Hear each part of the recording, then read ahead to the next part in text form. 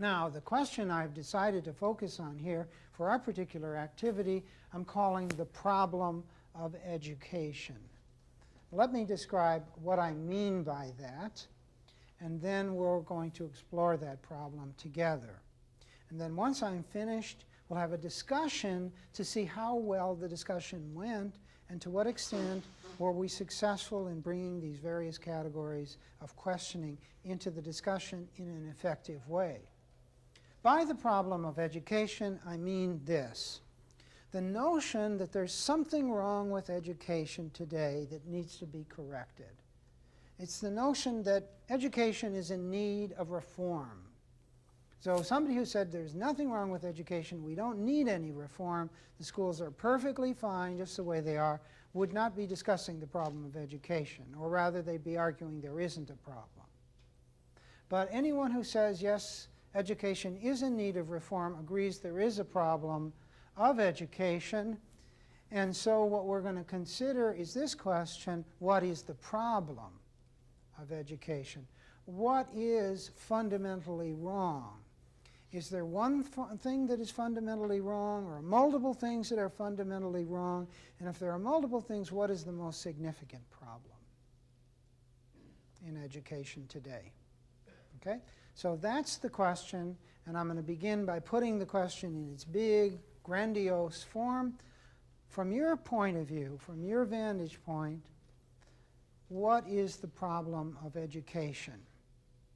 How would you define what is wrong with education today?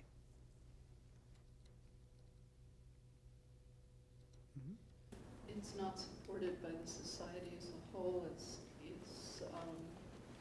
just a social means of conformity in many cases. It's not supported economically. It's not supported morally. Okay, let's take a couple of those. And what I hear you saying is that there are a number of components of what you would call the problem of education. That one of the components would be a lack of financial support on the part of society. We're not putting enough money into education. Another one would be what? The fact that society doesn't see education as a value. Many people don't see education as a value. It isn't sufficiently valued. Education is not sufficiently valued. Let's hear some other components as you see it. Yes?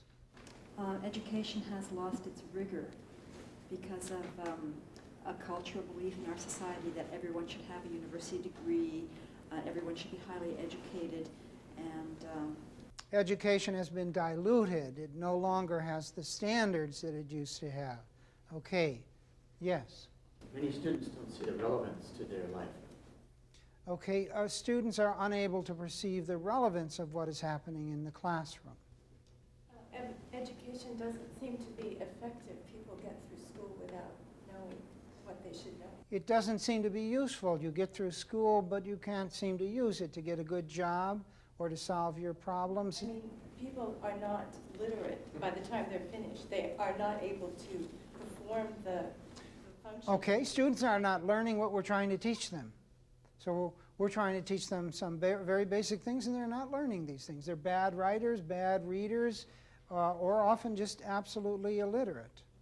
Yes, PJ. I'm wondering if it's helpful to identify the objective of education to have a clearer grasp of what the problem is and how we're not reaching that objective. Okay, so PJ is suggesting we shift our focus for a moment and ask ourselves, what is the objective of education after all? Because we were more or less assuming it in the answers that we were giving. So let's make that explicit then. Let's clarify that. What is the objective of education as you see it, PJ?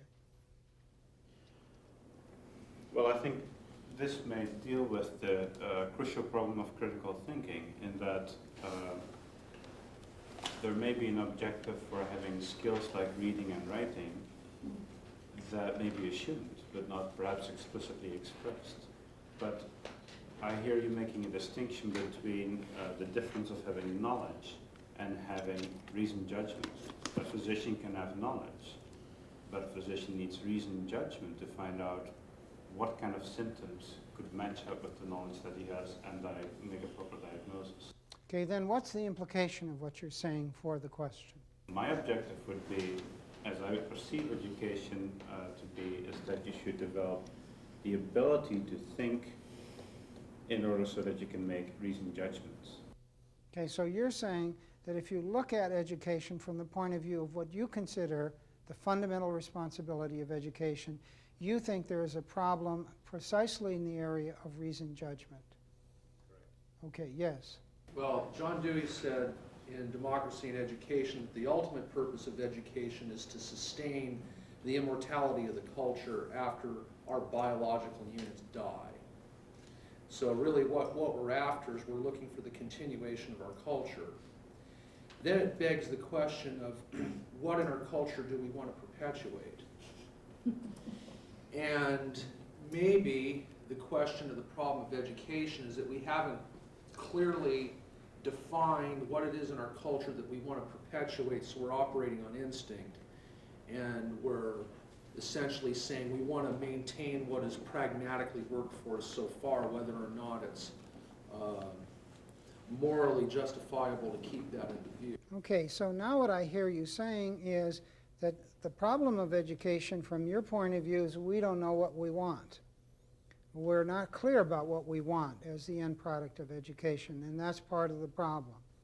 Let me suggest that we take a little different slant on this for a bit, having thought of a variety of complaints that can be made about education and having gotten them out on the floor. Let's look for a moment at this problem from a historical point of view. Is there anything about the history of education that you know about that sheds light on why there might be a problem in education today? What is it about the history of education that sheds light on any or all of these problems? Yes? Its major purpose, I believe, was to foster eccentric ideas or just prepare someone to do something in the workforce rather than, a coordinated improvement of life for everyone involved. Okay, Ed, so what Ed is saying, if I understand Ed, is if we look at it historically, we'll find that there is a misfit between the present needs of education and historically the job that they were taken to do. So I hear you saying that the job that we're doing in the school was relevant maybe 100 years ago, but it's not relevant now, because before we wanted people who conformed and people who sort of functioned at a fairly low level, no longer relevant. So you're saying the history of education sheds light on the fact that we're still functioning in the past. Yes? Another aspect of history was in the Plymouth colony, they wanted people to be able to read the Bible, so they were educated to read the Bible. And then when Jefferson came along, they were looking at having people educated enough to be able to cast a vote somewhat reasonably, the age of reason. So that those two elements, too, I think, play into what the purpose of education was at one point or other in our history. And I still see that kind of aspect when it ties into the morality, where school boards, for instance, vote that you can't teach about homosexuality in the classroom. So you still see that sort of thing into our... Okay, so both of you are saying that in viewing it historically, you see some ways in which the schools haven't thrown off enough of the past and are still carrying functions that were good in their day, perhaps, but are no longer relevant. Yes? When this nation first started, not everybody was educated. I mean, there were, only certain people could attend schools.